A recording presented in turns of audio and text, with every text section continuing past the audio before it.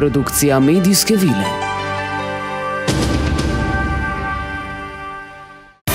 Dnevni tednik. Prve in zadnje vesti. Z vami vsak dan v sredo ob pravi uri. Danes. Našli glavnega prestopnika v primeru TEŠ 6. Znanstvena nezadovoljenost. Zapleti med volitvami v Franciji. Sauronove kapljice. In Oh Betty.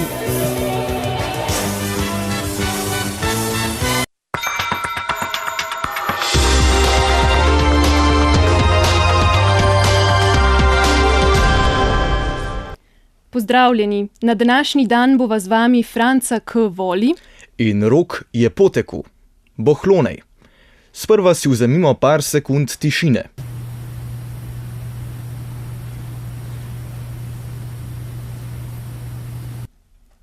V trendu izumiranja majhnih glodavcev v zadnjih 2 stoletjih letos mineva 1 leto od popolnega izginotja Melomis rubicole.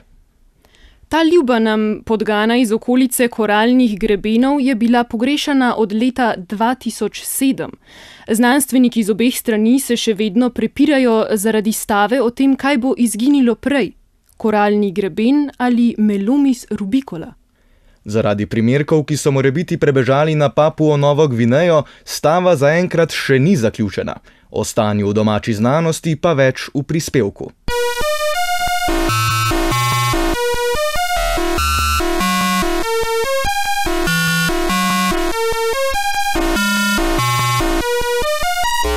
Slovenski kroniki.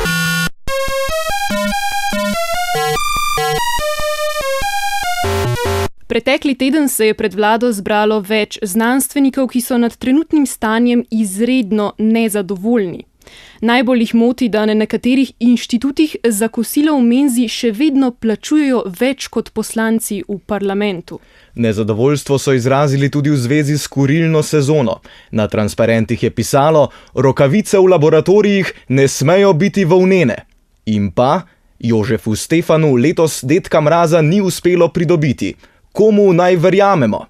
Stanje pa smo preverili tudi na terenu in znanstvenike povprašali, kaj jih tako moti, da protestirajo. Halje so vedno umazane, laboratorijska oprema ostaja brez obveznega popravila in zmanjkuje metanola ter preostalih kemikalij potrebnih za normalno znanstveno delo. Situacija je postala že tako nevzdržna, da si morajo zdravniki deliti rokavice, tudi ko so bile te že uporabljene, ter uporabljati iste modre copatke tudi po več mesecev. Več o situaciji nam pove direktorica Inštituta za znanost, doktorica Acetona. Ja, odkar so nam prepovedali na fakulteti delati tripe za študente, ne samo, da ne gremo več obiskovati laboratorija v Prago, ampak imamo velik minus ob plači, ker prodaja tripov pač ni stvar davčnih blagajn. Ker smo morali prejšnjo izjavo žal delno cenzurirati, vas vseeno obveščamo, da vas Tatjana vabi na gorenjsko podeželje, kjer lahko na njeni domači kmetiji poskusite na trip kar sami. Kontakt hranimo v režiji. Medtem ko se eni pritožujejo, drugi trdno delajo. Znanstveniki, ki so med protestom ostali doma, so v sredo ugotovili, koliko kruha in riža moraš pojesti, da preživiš mesec. Zato se bo zmanjšala minimalna plača, vendar šele v tednu po 1. maju. Od znanosti se obrnimo še na področje kulture ali pomankanje le-te. Moralna prevpraševanja v zvezi s primerom TEŠ 6 končno prihajajo h koncu. Glavnega kriminalca so že prijeli, več v prispevku.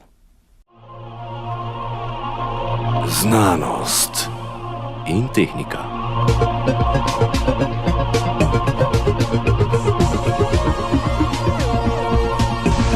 As you can imagine, technique is everything.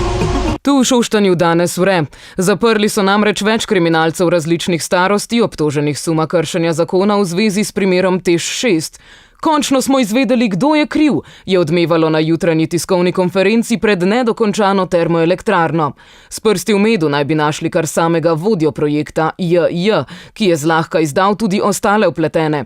Do sedaj je samo 22-letni OMG priznal, da je v resnici kadil znotraj zidov TEŠ6 in za razliko od preostalih kolegov niti ne elektronskih cigaretov. Toliko. Posnetek tiskovne konference si lahko ogledate po oddaji Dnevni tednik.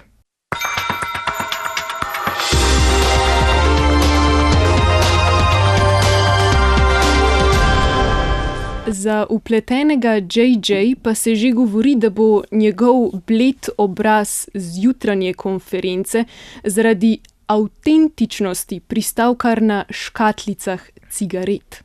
Hihi, tako je. To je bilo vse za danes. Do prihodnjič šale na stran, prišla je pomlad.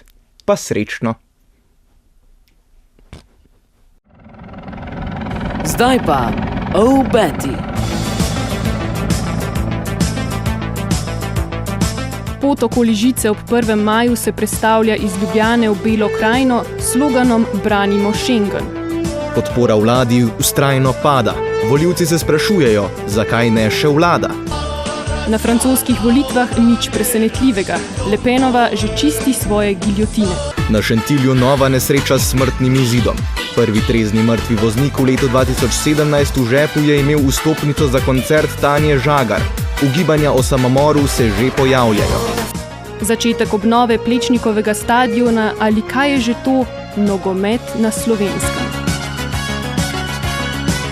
Sponzor oddaje je Festival slovenskega filma in njegov glamur napovedan za letos. Obiskovalci letošnjega dogodka naprošajo, da se v primeru plebejskosti ali nošnje Japank umaknejo pogledom neskončnih množic in vstopajo pri zadnjih vratih. Vsi trije gala oblečeni ljudje, ki bodo v malo otvoritveno dvorano lahko vstopili, pa ste toplo vabljeni tudi na zakusko ob otvoritvi. Produkcija medijske vile. Dnevni tednik. Z vami vsak dan v sredo ob pravi uri.